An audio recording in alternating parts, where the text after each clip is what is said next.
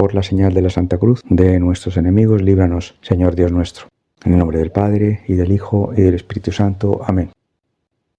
Gracias, Señor, por regalarnos en este sexto día de tu natividad, de tu octava de natividad, estar una vez más aquí unidos, alma con alma, también en torno a tu humanidad eucarística dentro de tu sagrario, deseando que tu Espíritu Santo llegue, llene nuestras almas en esta contemplación de tu despojo, de tu desapego en este establo. Nos traes, como cada día de esta octava, unas situaciones muy dicientes, muy aleccionadoras de lo que es tu concepción, tu nacimiento, tu llegada al mundo, todo lo que trajiste contigo a tu llegada aquí. Que si los pastorcitos, que si la aparición de los ángeles a los pastorcitos, de la próxima semana que vienen los reyes magos, los magos de Oriente, a visitarte con todos los presentes, después tendrás que huir. Tantas situaciones de contrariedades, tantas situaciones de despojo, de pobreza. De hecho, hoy nos muestras una humildad impresionante. Cómo es que el mismísimo Redentor, Salvador, anunciado en el Antiguo Testamento, por quien se fundó toda la Iglesia judía, entra como uno más en el templo. Y como uno de los más pobres, porque consta en el Evangelio que la donación que han hecho José y María eran 2 pichones. Era lo mínimo que podían donar. Todavía no habían recibido todos esos regalos que le traían los magos de Oriente, y dieron de lo poco que tenían 2 pichones para la circuncisión de Jesús, para la purificación de María, que evidentemente no necesitaba purificación, pero fueron tan humildes que querían cumplir con todo. Dios no tenía por qué cumplir, pero cumplieron. Pero en contraste con ese cumplimiento, que no era de miento, de mentir, no, estaban verdaderamente cumpliendo con la ley, está la oración de esta viuda profetisa Ana. Ana nos está enseñando cómo en medio de hermanos y hermanas en su fe equivocados, que solo iban al templo al cumplimiento, precisamente al cumplir con reglas, con rezos, a añadir los nuditos esos en las filacterias para que la gente viera a lo largo del día que ya habían rezado mucho, y con ciertas categorías ya tenían unas orlas en los bordes del manto, etcétera, etcétera, para ir mostrando lo mucho que habían cumplido, pero que no ayunaban ni oraban por las almas, que es el origen de la alianza, de la primera alianza con Abraham, el origen de la religión judía, por supuesto. Pero eran pocos los que, comparativamente con los muchos que rondaban por el templo, eran pocos los que verdaderamente cumplían con el ayuno. Que Jesús lo cumplió desde el principio, no el ayuno de San Juan Bautista, pero siempre estuvo ofreciendo sacrificio, como le dijo en sus apariciones a Ana Catalina Emmerich, etcétera, que no hubo un minuto en el que no estuviera sufriendo y ofreciendo. Esta viuda, que se entiende que se casó, estuvo casada solo 7 años, muy joven, se entiende que de unos 14 o 15, que es la edad en la que se casaban todas, 14, 15, estuvo solo 7 años casada y quedó viuda, y ahora ya tenía 84 y se pasó toda la vida ayunando y orando en el templo. ¿Qué personaje nos muestra hoy el Señor en torno a todas estas situaciones? Por no decir Simeón, porque el primero que recibió este día pues fue Simeón quien les bendijo. Pero esa es otra parte.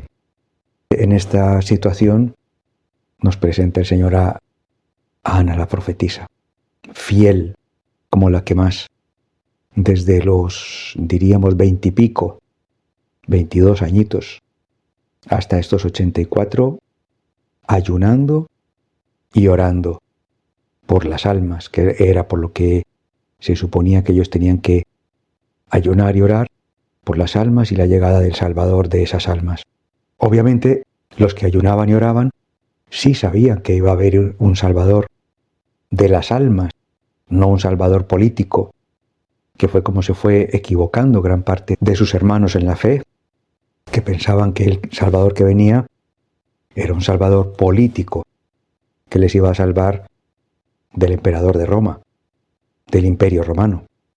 Y entonces es impresionante porque nos muestra una mujer que le está diciendo al todo el mundo que estaba ahí en el templo, decía en voz alta, alababa a Dios y todos hablaban de él, todos los que esperaban la redención de Jerusalén, a todos los que esperaban la redención.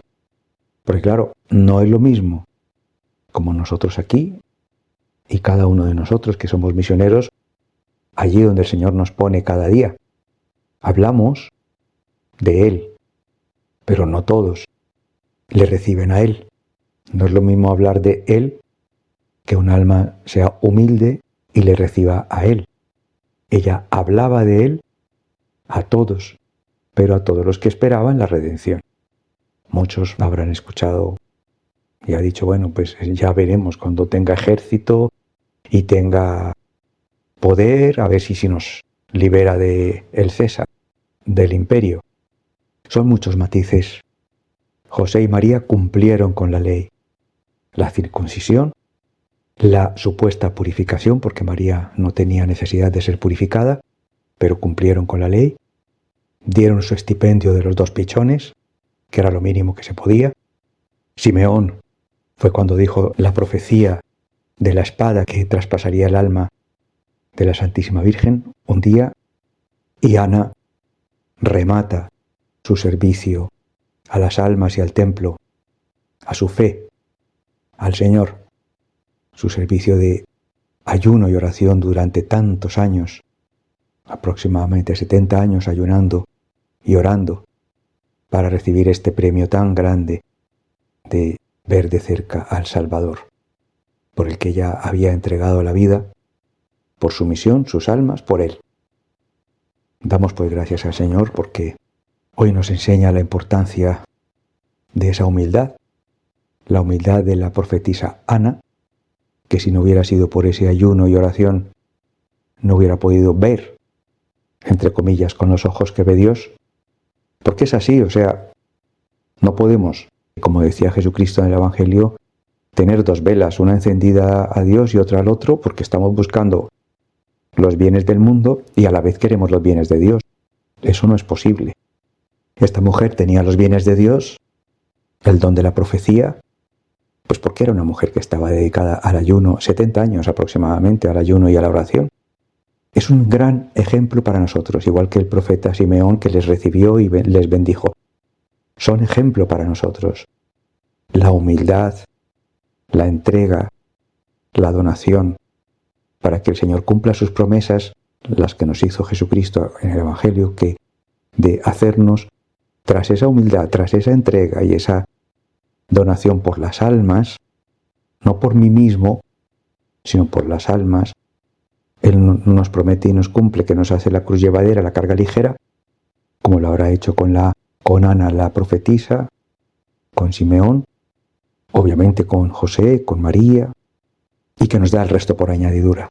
Les dio el don de la profecía a Ana y a Simeón, claro. Eran ejemplares. Qué maravilla poder estar, obviamente que eso es cercano a la santidad, pero qué maravilla. Debemos desearlo.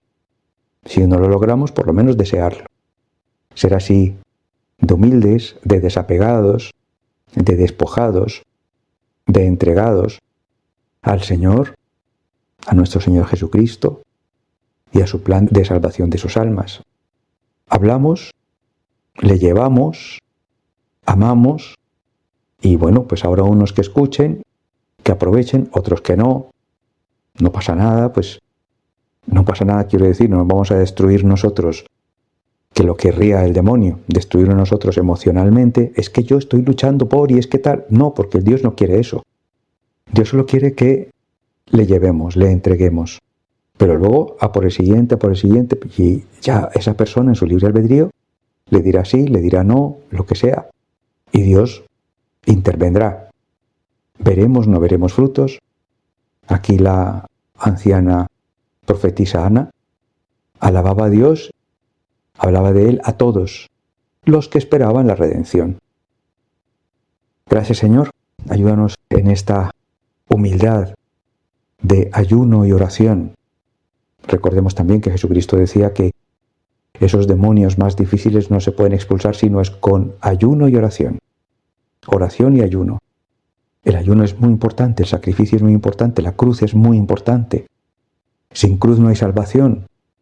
Nos quieren vender lo contrario. No, pero ¿para qué cruz? Pero si Dios te ama, Dios te quiere feliz, buen rollito, energía positiva. No, sin cruz no hay salvación. El mismo Jesucristo la quiso desde que llegó. Gracias, Señor, por estos personajes tan hermosos, que nos dan ejemplo de humildad, de recogimiento, de ayuno, de oración, por tu voluntad, por tus almas.